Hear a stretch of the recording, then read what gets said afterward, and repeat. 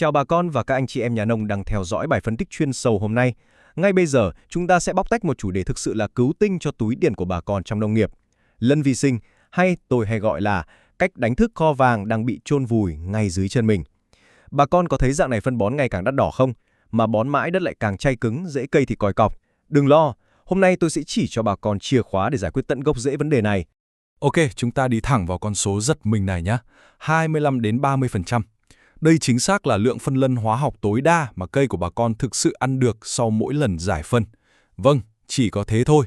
Vậy hơn 70% còn lại trôi đi đâu? Nó không hề bốc hơi đâu bà con ạ. Nó bị cố định, nói thẳng ra là bị trói chặt vào đất và biến thành những cục đá vô dụng.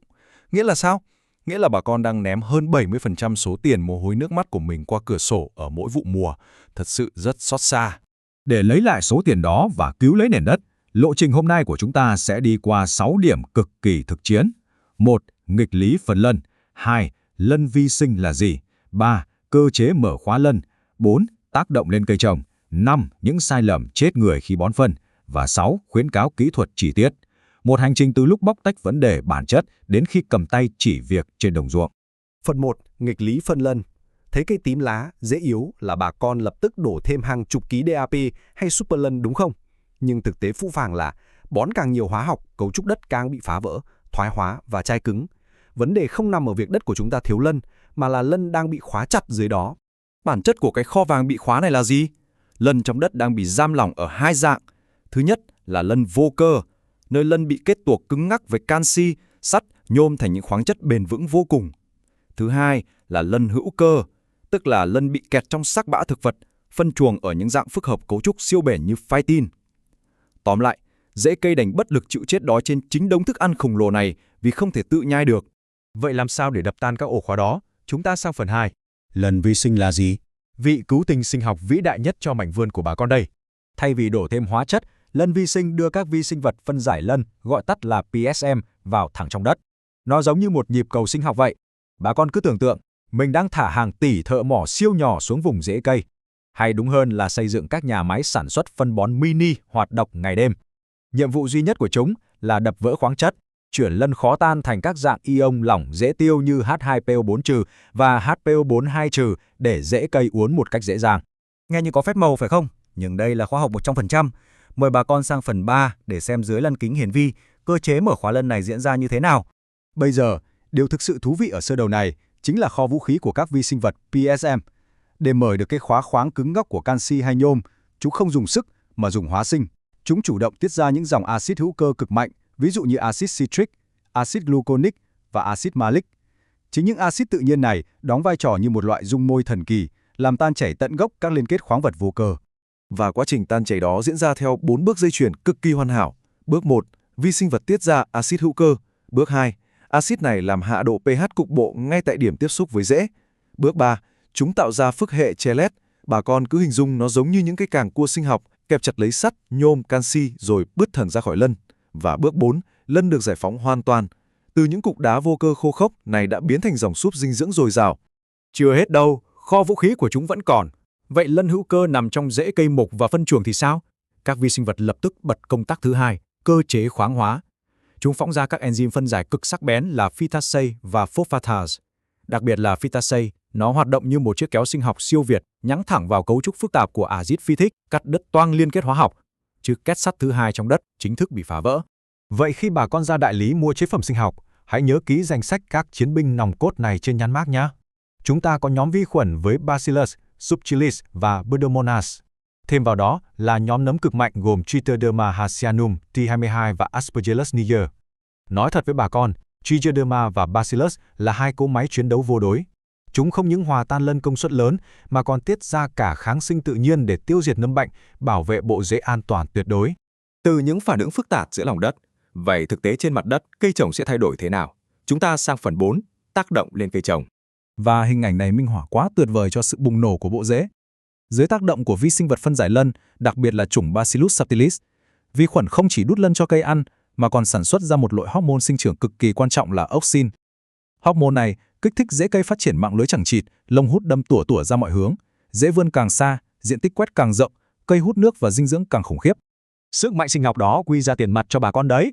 Một khi cây mỏ lân trong vườn được đánh thức, bà con hoàn toàn có thể cắt giảm ngay lập tức 50%, thậm chí là 100% lượng phân lân hóa học so với thói quen cũ. Thử làm một bài toán nhỏ, bà con sẽ thấy mình tiết kiệm được một khoản tiền khổng lồ mỗi vụ. Không chỉ vậy, quá trình này liên tục bổ sung chất mùn, giúp đất tới xốp và phục hồi độ phì nhiêu nguyên thủy. Lợi ích thì quá rõ ràng rồi, nhưng khoan đã, vi sinh vật là sinh vật sống. Rất nhiều người đem về bón nhưng lại ném tiền qua cửa sổ vì vô tình giết chết chúng. Phải đặc biệt chú ý phần 5 này, những sai lầm chết người khi bón phân. Đây là những tử huyệt bà con tuyệt đối phải tránh. Thứ nhất, tuyệt đối không bao giờ được trộn chung lân vi sinh với vôi hoặc phân chứa canxi cao. Sự kết tủa xảy ra ngay lập tức, vô hiệu hóa toàn bộ vi sinh. Thứ hai, không trộn chung vi sinh sống với thuốc diệt nấm hóa học hay tro bếp. Làm thế là bà con đang thả thuốc độc giết sạch hệ vi sinh vừa cất công mua về. Cuối cùng, bón khi đất đang khô hạn nứt nẻ. Vi sinh cần nước để bơi, để sinh sôi, vứt chúng xuống nền đất khô ran thì chẳng khác nào đem phơi khô chúng đến chết. Thế bón làm sao cho đúng chuẩn khoa học? Để vi sinh phát huy 100% công lực trên đồng ruộng, bà con cần một công thức rõ ràng. Chúng ta cùng xem phẩm 6, khuyến cáo kỹ thuật thực chiến. Điểm mấu chốt ở đây chính là định lượng và thời điểm vàng. Nếu bà con trồng chè chỉ cần rải 0,2 đến 0,3 kg cho một gốc, với cây ăn quả lâu năm bón 1 đến 2 kg một gốc, và thời điểm vàng tuyệt đối là bón vào lúc mưa xuân đầu năm hoặc mưa ngâu giữa năm để tận dụng tối đa độ ẩm tự nhiên của đất. Còn với lúa và ngô, hãy dùng từ 10 đến 15 kg cho một sào Bắc Bộ, nhớ bón lót ngay trước khi gieo xạ nhé. Cứ áp dụng chính xác thông số này như một kỹ sư thực thụ. Và có một lưu ý bắt buộc đối với các vùng đất chua phèn trầm trọng. Đất chua thì vẫn phải rải vôi bột để nâng pH nhưng phải có khoảng cách. Bón vôi trước, chở ít nhất 2 đến 3 ngày cho vôi hạ nhiệt và tan hẳn rồi mới được rải lân vi sinh xuống. Về bảo quản, tôi nhắc lại, đây là những mầm sống. Phải để bao bì ở nơi thoáng mát, tránh ánh nắng chói chang. Và khôi ra rồi thì nên dùng hết trong vòng 1 tháng đến 1 tháng rưỡi để mật độ bảo tử đạt độ mạnh cao nhất. Hôm nay chúng ta sẽ cùng nhau mổ xẻ một tuyệt chiêu sống còn cho cả vụ mùa. Đó chính là bón lót lân hữu cơ vi sinh ngay từ đầu vụ. Cụ thể là làm sao để kích rễ mọc tua tủa như rễ tre, bất chấp luôn cả nền đất bị suy kiệt, chai cứng hay nhiễm mặn phèn nặng nề nhất. Đây hoàn toàn không phải là lý thuyết suông đâu, mà là những đúc kết từ thực tế đồng ruộng cực kỳ xương máu. Câu hỏi nhức nhối đặt ra là tại sao chúng ta cứ đổ hàng tấn phân vô cơ đắt tiền xuống ruộng, để rồi nhổ cây lên rễ vẫn đen thùi, thối nhũn, còn nền đất thì cứ trơ rả như đá. Bà con hãy thử nhìn xem, một bên là bộ rễ đang ngạt thở trong môi trường đất phèn độc hại, một bên là hệ rễ bung trắng xóa, khỏe mạnh, rạng rỡ. Sự khác biệt ở đây không nằm ở việc bà con bón bao nhiêu phân, mà cốt lõi là đất có cho phép rễ cây ăn lượng phân đó hay không. Nhanh gọn thôi, bản chuyên đề hôm nay sẽ đi qua 6 phần rất rõ ràng. Chúng ta sẽ lật mở từ gốc rễ vấn đề đất phèn mặn, hiểu đúng bản chất lân hữu cơ, cơ chế kích rễ mạnh, chỉ mặt điểm tên những sai lầm chết người khi bón phân và chốt lại bằng kỹ thuật bón lót chuẩn cùng công thức liều lượng thực tế. Đi thẳng vào phần 1, khắc tinh của rễ cây, vấn đề đất phèn mặn. Chúng ta phải nhìn thẳng vào sự thật hóa học của những mảnh đất chua phèn. Ở những vùng đất này, nồng độ ion H+ cực kỳ cao, sinh ra một loại khí gọi là hydrosulfur, khí H2S đấy ạ. Loại khí này độc vô cùng, nó xuyên qua màng tế bào, bóp nghẹt quá trình hô hấp, y như việc rễ cây bị bóp cổ ngạt thở vậy. Chưa hết đâu, nhôm và sắt trong đất chua danh mánh lắm. Chúng lập tức bắt tay ngay với lân, tạo thành các cục kết tủa cứng ắc. Hiện tượng này gọi là sự cố định lân, tức là phân lân bà con vừa rải xuống lập tức biến thành cục đá vô dụng. Rễ cây thì nằm ngay trên đống thức ăn mà vẫn chết đói. Thật sự rất xót của. Thế nên, bón phân lân vô cơ thông thường xuống đất phèn là vứt tiền qua cửa sổ. Nó tan ra là bị nhôm, sắt khóa chặt lại ngay lập tức. Thay vì thế, giải pháp cực kỳ khôn ngoan ở đây là dùng lân nung chảy, ví dụ điển hình như lân Văn Điển, kết hợp cùng với lân hữu cơ vi sinh. Hay ở chỗ, lân nung chảy không hề tan trong nước, nó chỉ tan từ từ khi rễ cây tiết ra axit yếu. Nghĩa là nó không bị cố định, cây cần đến đâu ăn đến đấy. Nó lại còn bù đắp thêm một lượng khổng lồ canxi, magie và silic, giúp trung hòa độ pH cực tốt. Đất êm, dễ khỏe, chống chịu mặn phèn xuất sắc luôn. Vậy, để thay đổi hoàn toàn cục diện, chuyển từ tư duy nuôi cây sang nuôi đất, chúng ta cùng sang phần 2. Bản chất thực sự của lân hữu cơ vi sinh là gì? Bà con nghe kỹ chỗ này nhé. Phân lân hữu cơ vi sinh tuyệt đối không phải là thức ăn hóa học ăn liền cho cây. Đừng nhầm lẫn, bản chất của nó là một nền mỡ hữu cơ. Bên trong ủ hàng tỷ các công nhân tí hon, chính là các vi sinh vật phân giải lân đang ở trạng thái ngủ đông. Khi giải bao phân này xuống, thực chất là chúng ta đang bủa vây một đội quân sinh học tinh nhuệ vào lòng đất, chứ không phải đổ hóa chất vô tri. Đội quân này sẽ là những chiến binh tiên phong, dọn dẹp và cải tạo nền đất căn cỗi cho chúng ta. Tiếp theo, phần 3. Cơ chế bung rễ mạnh mẽ. Cái đội quân tí hon ấy làm việc dưới lòng đất tối tăm như thế nào? Rất kỳ diệu, các vi sinh vật phân giải lân, ta gọi tắt là PSM, chúng tấn công vào cả lân vô cơ lẫn lân hữu cơ trong đất.